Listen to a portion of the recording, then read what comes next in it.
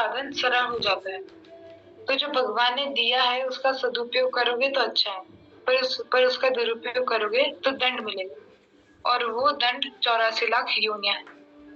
पर जो इन चीजों से ऊपर उठ जाते हैं कि मेरा कुछ नहीं, मुझे कुछ नहीं चाहिए, उनके लिए भगवान स्वयं तैयार है। जो अपना ड्यूटी कर्तव्य उसको करो, पर वो मत करो जो नहीं करना चाहिए, यानी असाधन का त्याग। भगवान के अंश होते हुए हम उनकी तरह सच्चित आनंद घन है, पर जो नहीं करना चाहिए उसे करने से हम उनके स्वरूप को भूल गए हैं। मांगने वाले को चीज कठिनता से मिलती है, पर भगवान कहते हैं जो अपनी सभी इच्छाओं का त्याग कर देता है, मैं उसके वहां पर भंडार भर देता हूँ। जीवन मुक्ति क्या है? यूं और यूं मिट जाना, या अर्थात मुझे ये चाहिए वो चाहिए, यानी कामना मिट जाना। उसी समय वो संतुष्ट हो जाता है, यानी आत्मज्ञान हो जाता है। ये इच्छा छोड़ देने मात्र से मनुष्य अमर हो जाता है, अर्थात वो सोचता है जिस समय जाना होगा तब चले जाएंगे, यानी उसे मृत्यु का भी डर नहीं रहता। जितने श्वास है उतने हैं, उसमें हम ना एक ज्यादा ले सकते हैं और ना एक कम। उसमें ना जीने की इच्छा होती है और ना ही मरने की। कामना टुकड़ों में नहीं टूटती, या तो हम कामना सहित है या कामना रहित है, यानी कामना का संपूर्ण तरीके से त्याग होता है। हमारा स्वरूप तो अमर है, तो इसका अनुभव हमें क्यों नहीं हुआ? क्योंकि हमने संपूर्ण तरीके से कामना का त्याग नहीं किया। इसमें कोई कठिनता नहीं है, बस जो मन में जो पकड़ा है उसे छोड़ना है। सेवा से बंधन छूटता है। नारायण नारायण नारायण। वाह, बहुत अच्छा।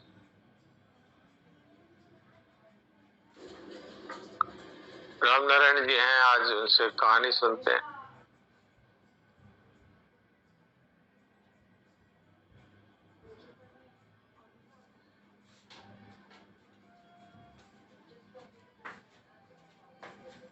हाँ राम नारायण जी, सुनाइए।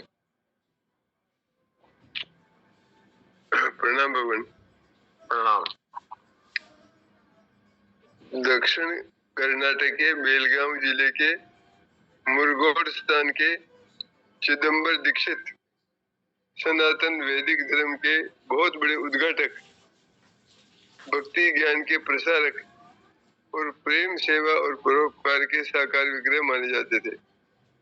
एक बार एक स्त्री संतान न होने से अत्यंत खिन्न हो गई और दीक्षित जी की कृपा पाने के लिए आ पहुंची। वह अनेक व्रत उपवास करती, पर उसका चित्त प्रेम दया आदि गुणों से सर्वदा रहित था। दीक्षित जी ने पास में पड़े भुने चने की 2 मुट्ठी उसे देकर कहा, जा दूर बैठ, बुलाऊं तब मेरे पास आना। वह दूर जाकर चना चबाने बैठी। खेलते खेलते वहां 5-7 बच्चे भी आ गए। कुछ उसके मुख की ओर देख रहे थे तो कुछ ने हाथ भी पसारा।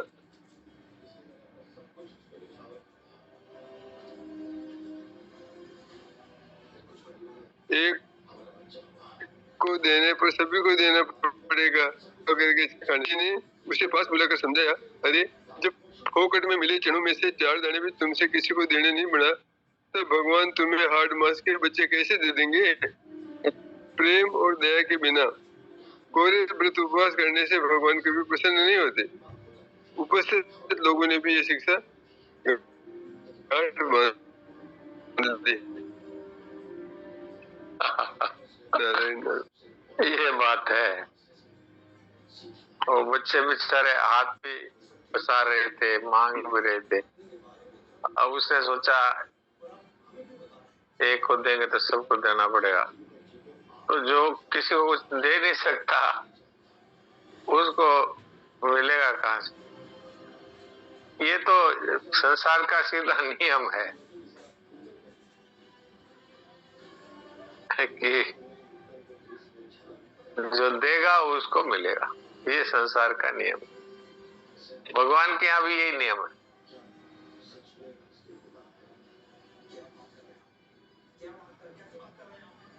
देना भगवान के स्वभाव से ये बात सीखनी चाहिए। भगवान को हमसे कुछ भी नहीं चाहिए, फिर भी सब कुछ दिया है और दे रहे हैं, और ये भी नहीं देखते कि ये मेरे को मानता है कि नहीं मानता है। कई तो मेरी निंदा भी करते हैं, कई मेरे को गाली भी देते हैं, फिर भी भगवान उनको सब कुछ देते हैं। तो ये भगवान का जो स्वभाव है, इसको किसी ने जान लिया तो वो भगवान के गुणों को प्राप्त कर लेता है। उमा राम स्वभाव जय जाना, ताई भजन संभावना आना। जिन्होंने भगवान के स्वभाव को जान लिया, वो उनका हर समय भजन करेगा। अर्थात भजन किसको कहते हैं? भजन कहते हैं चाहना, प्रेम, इसको भजन कहते हैं। अब पतिव्रता स्त्री है, वो पति का नाम नहीं लेती, लेकिन उसको स्वतः ही हर समय पति का भजन होता है। और ऐसे धनवान व्यक्ति है, वो धन का नाम नहीं लेता, लेकिन उसको हर समय धन का ही भजन होता है। तो भजन क्या है? भजन है आकर्षण, प्रियता, यही तो भजन है। संतों ने कहा है कि रटिया नहीं तो क्या भया, घटिया न चाहिए हेत। हेत का मतलब होता है प्रियता।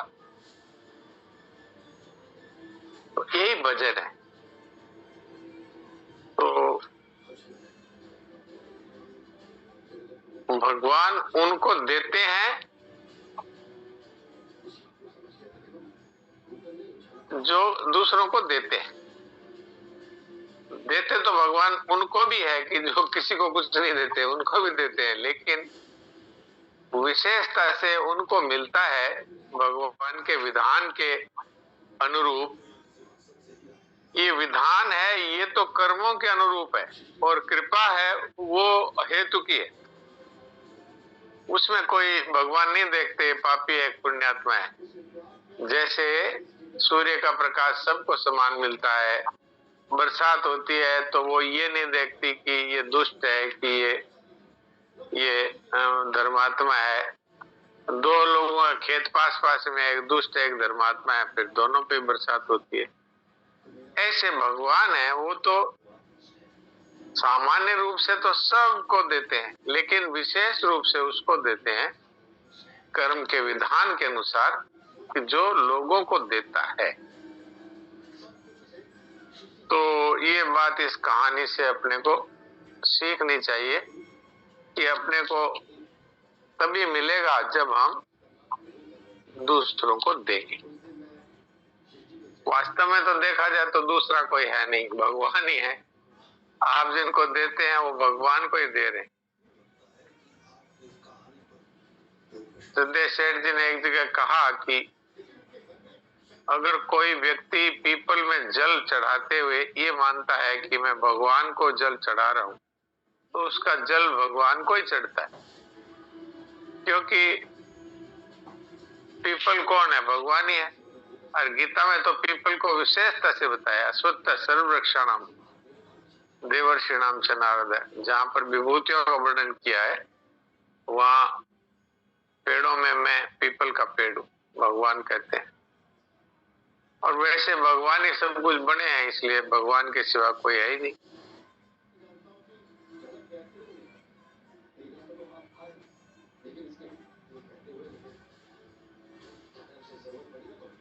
तो किसी का कोई प्रश्न है तो वो पहले प्रश्न कर लें, और नहीं तो फिर देवकी जी तो बीमार हैं, तो अपने जयेश भाई से कहेंगे कि वो कुछ शरणाजी महाराज की बातें सुना दें।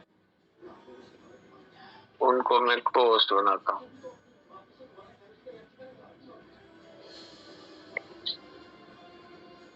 हाँ जयेश भाई, कुछ सुना दीजिए। और क्या? राम राम जी सर। राम राम। 2-3 दिन से लिखना छूट गया था, तो आज मैंने अभी लिखना शुरू कर दिया। कल भी आपने बहुत सत्संग की, बहुत बढ़िया बातें आपकी आई। अच्छा, तो आपने कुछ लिखा है सर? तो पढ़ना पड़ेगा। वो आप जब कहेंगे तब तो मैं ऐसे ही वो ऐप खोलकर बैठा रहा और सुनता रहा। हाँ, नहीं पहले तो आज भी बहुत पहले तो हाँ, आपको जो अच्छा लगे वो पहले सुनाओ। जी साहब, ये पिछले स्थान से जब अटके थे, अब एक बार पढ़ लेता हूँ प्राकृत में फिर से। हाँ जी, हाँ जी, हाँ जी। मूक सत्संग तथा नित्य योग के प्राणायाम के भीतर एक गहरी अंतर्वेदना है। वह यह कि मानव होकर भी योग, बोध और प्रेम से निराश क्यों है। प्रतीति के पीछे दौड़ने में तो पराधीनता है ही, जीवन की प्राप्ति में भी व्यक्ति अपने को पराधीन मान बैठा है।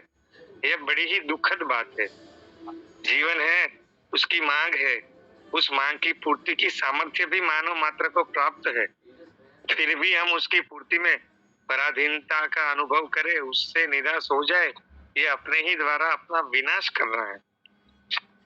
अपनी दशा का अध्ययन करने से ऐसा मालूम होता है कि जीवन में यदि असफलता है तो वह इसलिए है कि जिस प्रकार हम श्रम के द्वारा भोग सामग्री प्राप्त करने की चेष्टा करते हैं, उसी प्रकार किसी न किसी श्रम साध्य साधन से योग भी प्राप्त करना चाहते हैं। परंतु विचार यह करना है कि जिस जीवन से देश काल की दूरी नहीं है, उसके लिए श्रम साध्य प्रयास करना क्या युक्त है। योग, बोध और प्रेम ही जीवन है, जो मानव मात्र की मांग है। उसकी प्राप्ति क्या पराश्रय से संभव है? कदापि नहीं। जिसकी प्राप्ति पराश्रय से होगी वह नित्य नहीं हो सकता और सबके लिए समान रूप से सुलभ भी नहीं हो सकता। परंतु प्रस्तुत विषय के प्रणेता की दृष्टि तो मानव जीवन के उस मंगलमय विधान पर रहती है, जिसके अनुसार जीवन की प्राप्ति में भी मानव समान रूप से स्वाधीन है। प्रतीति के क्षेत्र में भले ही विषमता प्रतीत होती हो, परंतु सत्य की प्राप्ति में पूर्ण साम्य है। हाँ बोलिए। एक पैराग्राफ आगे एक्स्ट्रा पढ़ लिया, जैसे ये योग, बोध और प्रेम में ही जीवन है। ये तो हम यही कहते हैं कि शरणानंद जी महाराज के तो एक पैराग्राफ पढ़ना बहुत ही एक लंबी दूरी तय हो जाती है। इनकी तो एक वाक्य पढ़ करके फिर उसके ऊपर बात की जाए तभी वो खुलासा होता है, नहीं तो ये गूढ़ वाणी है, गूढ़। एक एक शब्द में इतना भाव भरा हुआ है कि एक वाक्य को पूरा करने में आपने देखा होगा कई बार समय ही पूरा हो जाता है एक ही वाक्य पर। जैसे अपने पीछे वाक्य था, जीवन है और उसको प्राप्त करने की सामर्थ्य भी है। और क्या तीन बातें थी, एक बार बताइए। अपनी दशा का अध्ययन करने से ऐसा मालूम होता है कि जीवन में यदि असफलता है तो वो इसलिए है कि उसके पहले था जीवन है, उसकी मांग है और उसकी मांग है, सामर्थ्य भी मानव मात्र के सामर्थ्य भी मानव मात्र का। पिछली बार इसी पर एक दिन का पूरा सत्संग हो गया था। तो बात क्या है कि शरणानंद जी महाराज की भाषा में इतना अर्थ भरा हुआ है कि जल्दी से तो समझ में नहीं आती, और समझ में आ जाए तो भी वो पूरा समझ गए ऐसा नहीं है। तो इसलिए क्या है, भगवान की तरह है संतों की भाषा, जैसे हरि अनंत हरि कथा अनंता, ऐसी बात है। तो शरणानंद जी महाराज यहाँ पर जो बात कह रहे हैं उसमें एक वाक्य पढ़ करके फिर उस पर बात करनी चाहिए, अब फिर उसके बाद दूसरा वाक्य पढ़ना चाहिए।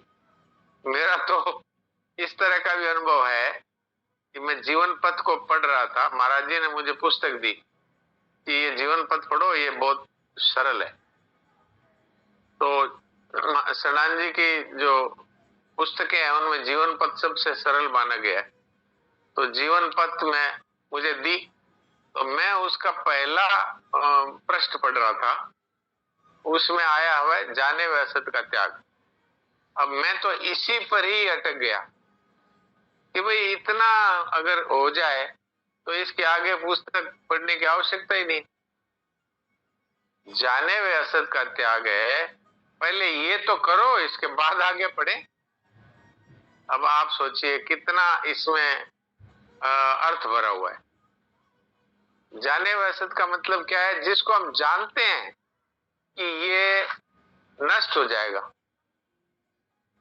जिसको हम जानते हैं कि ये प्रति क्षण नाश में जा रहा है, जिसको हम जानते हैं कि इसका संयोग हुआ है, वियोग जरूर होगा, तो उसको अगर हम चाहते हैं तो फिर आगे पढ़ने का लाभ क्या हुआ? भाई पुस्तक पूरी करना ये हमारा उद्देश्य नहीं है। हमारा उद्देश्य है हमारे जीवन की समस्या को सुलझाना। अब जीवन में तो ये समस्या है कि जो असत है, नष्ट हो रहा है, जिससे हमारी तृप्ति आज तक हुई नहीं, उसी को हम चाहते हैं, उसी को पसंद करते हैं। तो अगर जाने हुए असत का त्याग नहीं कर सकते तो फिर हम अपने जीवन में क्या कर पाएंगे? और जीवन है वो तो प्राप्त है। आप कहेंगे ये क्या है? तो आत्मा है, वो जीवन है, वो हमें प्राप्त है कि नहीं? कोई ऐसा कह सकता है आत्मा मुझे प्राप्त नहीं? प्राप्त है। लेकिन क्या हम अपने आप को परिपूर्ण पाते हैं?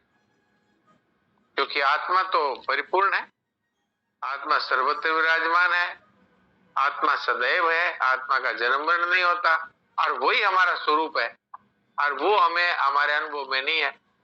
आप कहेंगे कैसे नहीं है? ऐसे नहीं है कि हम अभाव का अनुभव करते हैं कि नहीं। आज धन चाहिए, फिर ये मकान चाहिए, फिर ये जमीन चाहिए, फिर ये संतान चाहिए, ये फिर सेवा चाहिए। ये चाहिए चाहिए किस में होता है? जिसमें अभाव होता है। और अगर हमारा स्वरूप हमें अनुभव में आ जाए तो ये चाहिए समाप्त है, क्योंकि स्वरूप में तो किसी प्रकार की कमी नहीं है।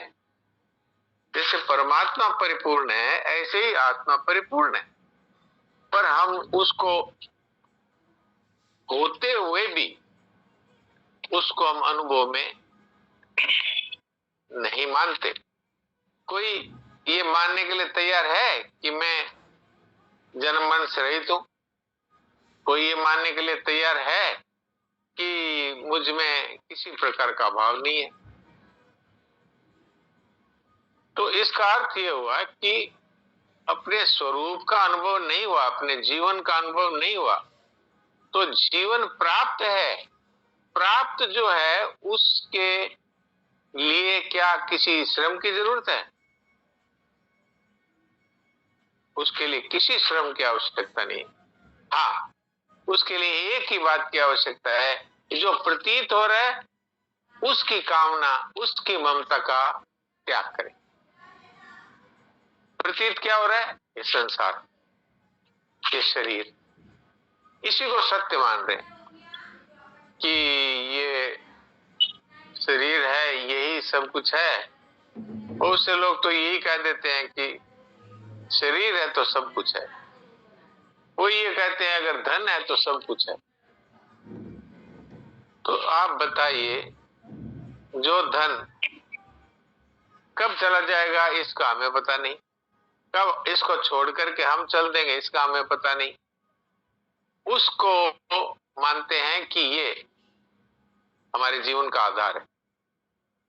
तो फिर जब अनित्य के पीछे अगर हम दौड़ते रहेंगे तो नित्य की प्राप्त होते हुए भी उसका अनुभव कैसे होगा? अनुभव तो नहीं होगा। बात ऐसी है कि जैसे माँ की गोद में बच्चा लेटा हुआ है और वो खिलौने के लिए रो रहा है। यानी माँ की गोद में यदि रो रहा है तो वो कहाँ हंसेगा? ऐसे हम भगवान की गोद में रहते हैं, भगवान के भीतर हमारा निवास है, लेकिन फिर भी हम संसार की छोटी मोटी वस्तुओं के लिए हाँ ये मिल जाए, हाँ ये मिल जाए, इसी में लगे हुए हैं।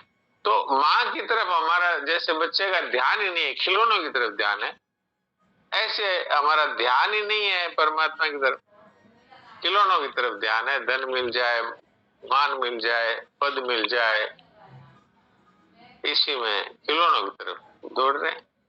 इसलिए भगवान ने ये बात कही, सन्मुख होई जीव होई जब ही, अर्थात जब बच्चा माँ की तरफ देख लेता है तो तत्काल ही उसको शांति मिल जाती है। माँ है तब फिर अब और संसार में हमको क्या चाहिए।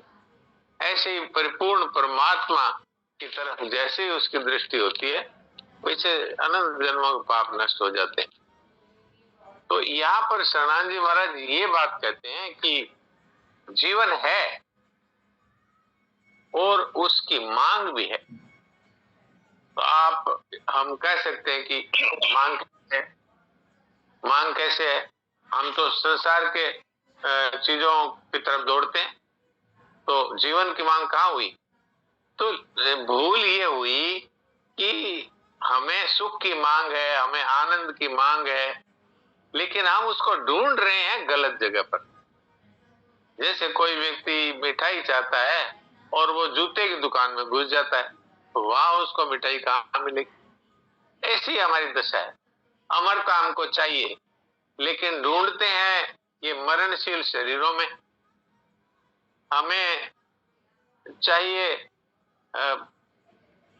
सदा रहने वाली वस्तु, लेकिन ढूंढते हैं हम मरने वालों में। हमें सदा रहने वाला सुख चाहिए, लेकिन ढूंढते हैं संसार की वस्तुओं में। ये बात है। तो मांग तो है, कोई मृत्यु नहीं चाहता तो इसका मतलब अमरता की मांग है। कोई अनजान नहीं रहना चाहता, इसका अर्थ है कि ज्ञान की मांग है। कोई दुख नहीं चाहता, इससे सिद्ध होता है कि आनंद की मांग है।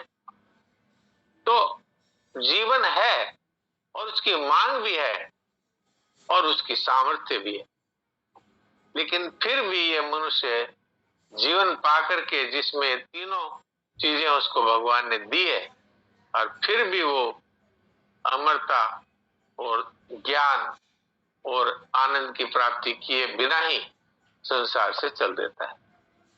ये कितनी बड़ी विडंबना है, इस पर हम लोग विचार कर सकते हैं।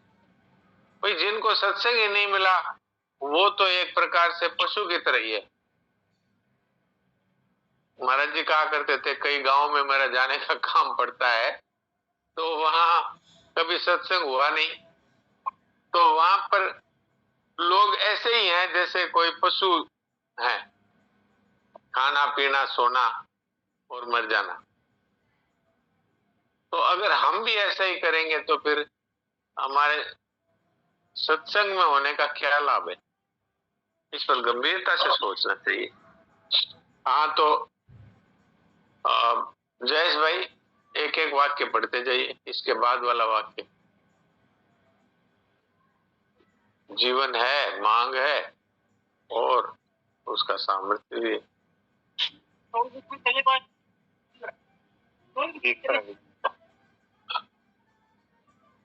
जयेश भाई आप अभी व्यस्त हैं क्या? नहीं जी सर। हाँ बोलिए। वो पीछे से चला गया था आगे। हाँ नहीं, मैं कह रहा हूँ जीवन है, उसकी मांग है और उसके सामर्थ्य भी है प्राप्त करने की। इसके बाद का वाक्य पढ़िए, एक एक वाक्य पढ़ना है। योग हाँ जी, जीवन है। हाँ हाँ जी। योग बोध और प्रेम में ही जीवन है, जो योग मांग है उसकी प्राप्ति के पराश्रय से संभव है, कदापि नहीं है। ये उसके प्राप्ति में पराश्रय से क्या हो संभव है? कदापि नहीं। हाँ, तो पराश्रय से संभव नहीं है, क्योंकि पराश्रय से तो जो मिलेगा वो नष्ट होने वाला ही मिलेगा। संसार में जो हम धन का आश्रय लेते हैं, मकान का आश्रय लेते हैं, जमीन का आश्रय लेते हैं, पेंशन का आश्रय लेते हैं, किराए का आश्रय लेते हैं कि बस इससे हमारा काम चल जाएगा। बेटे का आश्रय लेते हैं, पति का आश्रय लेते हैं, पत्नी का आश्रय लेते हैं, तो ये पर का आश्रय है, शरीर का आश्रय लेते हैं, हमारी बुद्धि का आश्रय लेते हैं, तो ये पर का आश्रय है। इससे तो वो वस्तु भी नहीं मिलेगी जो संसार में है, वो भी मिलती है प्रारब्ध से, लेकिन परमात्मा पराश्रय से कैसे मिलेंगे? क्योंकि पराश्रय से तो जो मिलेगा वो नष्ट होने वाला ही मिलेगा, और वो भी तब मिलेगा जब हमारे प्रारब्ध में है, हमारे कर्मों के अनुसार वो यदि प्रारब्ध में लिखा है तो ही मिलेगा, नहीं तो वो भी नहीं मिलेगा। बहुत से लोगों को देखा है कि वो ये इच्छा करते करते ही मर गए कि एक मेरा अपना खुद का मकान हो जाता, किराए के मकान में मर गए, तो वो उसको मिला नहीं।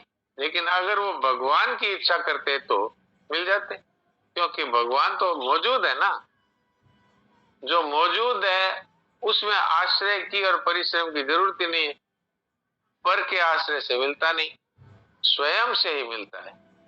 जैसे बुद्धि का आश्रय वो भी पर का आश्रय, शरीर का आश्रय वो भी पर का आश्रय, ज्ञान का आश्रय वो भी पर का आश्रय।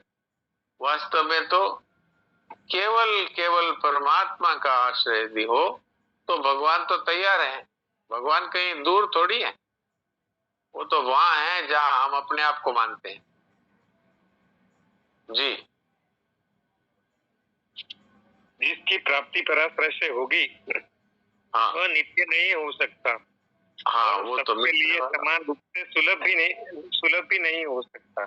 हाँ बिल्कुल बिल्कुल।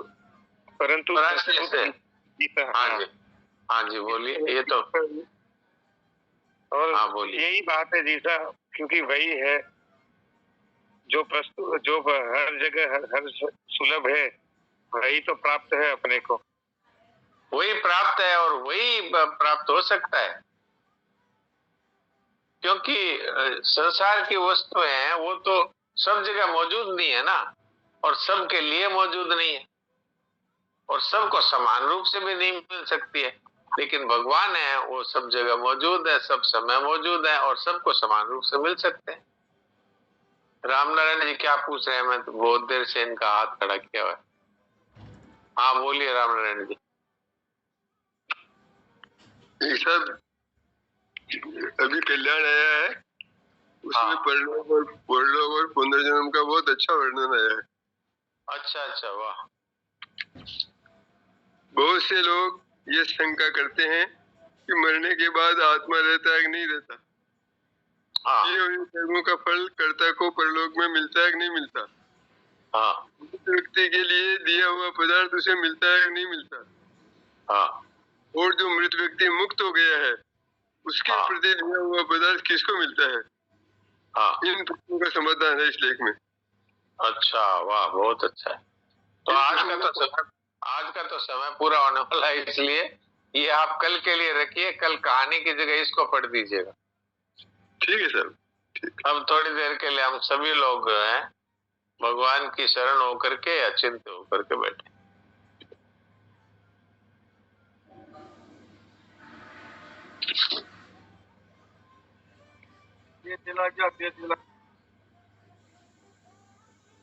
नारायण।